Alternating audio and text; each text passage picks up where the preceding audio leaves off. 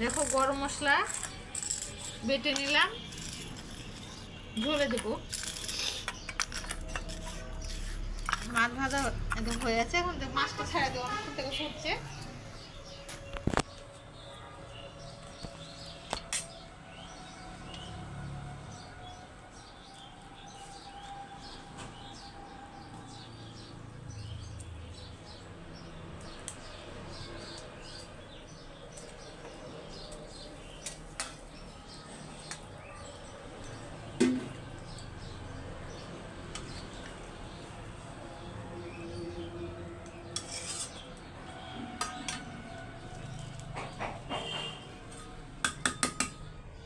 মাছটা একটু ফুটুক।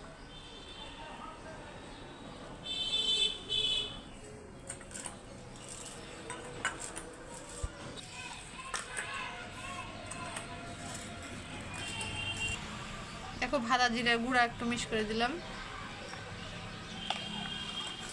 এই মশলাটা ঝোল হয়ে গেছে, এখন এটা দিয়ে নামাবো। চামচ লাগবে একটা। দেখো ধনে পাতা রেডি করে নিলাম, ধনে পাতাটা এখানে রাখি একটু। ধনে পাতাটা দিব, আমাদের একজন আবার খাই না, সেই জন্য ধনে পাতাটা বাদ দিতে হবে সেখান থেকে।